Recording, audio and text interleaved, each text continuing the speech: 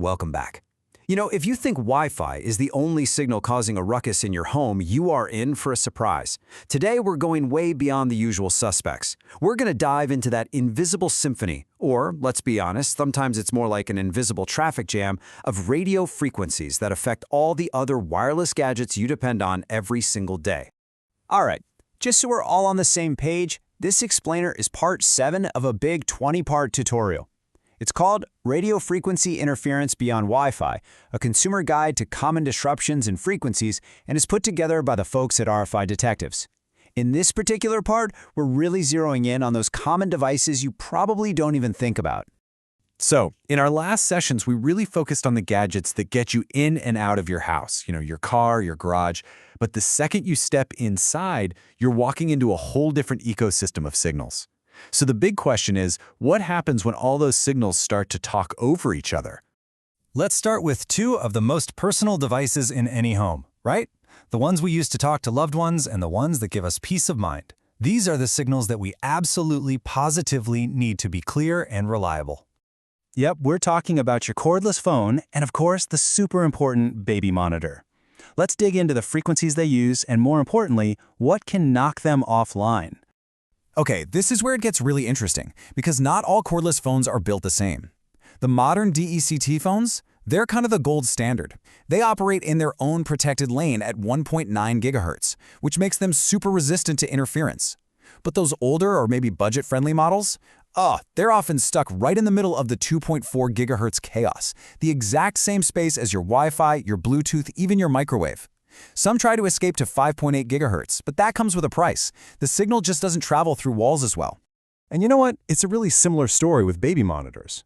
The old-school analog ones chugging along at 49 megahertz are simple, sure, audio only, but they live in a pretty quiet neighborhood, frequency-wise.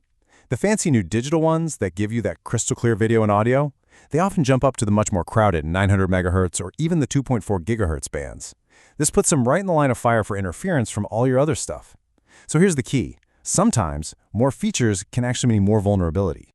And look, this isn't just about a fuzzy picture or a little bit of static. As the source material points out so well, when a baby monitor goes down, the stakes are incredibly high. Parents are counting on these things for immediate alerts. Reliability isn't just a nice-to-have feature, it's a critical safety requirement. All right, let's zoom out a little. From personal communication to the devices that are actually running our homes. We're connecting everything these days, lights, locks, you name it, creating this huge network.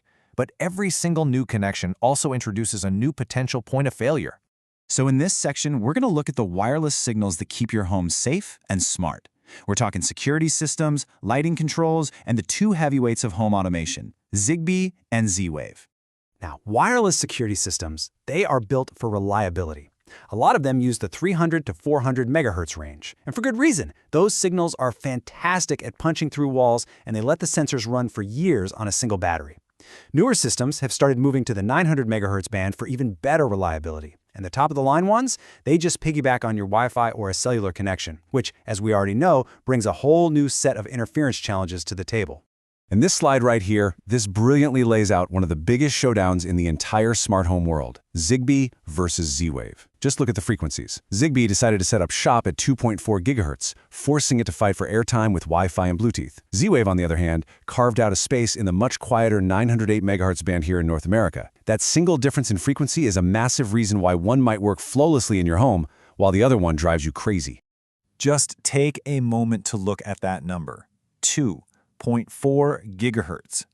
This is, without a doubt, the single most congested, most chaotic slice of the radio spectrum in your entire home. Your Wi-Fi is there, your Bluetooth is there, your microwave oven is blasting noise all over it, and as we just saw, so are a ton of cordless phones, baby monitors, and smart home gadgets. It's a complete, invisible battleground. Okay, let's shift gears to our final category. These are devices where a clean, stable signal isn't just for fun or convenience. It is absolutely critical, sometimes for your actual health and well-being. We're talking about your wireless headphones and speakers, for sure, but also, and this is way more important, the growing wave of home medical monitors that have to have a reliable wireless connection to work. So you have to be asking, how does anything survive in that crazy 2.4 gigahertz band? Well, Bluetooth uses this really clever trick called frequency hopping spread spectrum. Basically, instead of trying to hold one conversation on one crowded channel, it rapidly jumps between dozens of different frequencies hundreds of times every second. This makes it really hard for one source of interference to knock it out completely. But even this slick technology can get overwhelmed. And that's when you get those annoying audio dropouts. Now take that exact same technology and apply it to a home medical device. Let's say a wireless pulse oximeter or a glucose monitor that's sending critical data to your phone. All of a sudden, a dropped signal isn't just an annoyance, is it?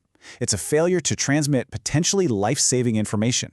For these devices, reliability isn't a feature, it is the whole reason they exist. So let's pull all of this together. The absolute best way to think about this is like traffic management. Your home is crisscrossed by all these invisible highways, and frankly, some of those highways are experiencing some serious gridlock.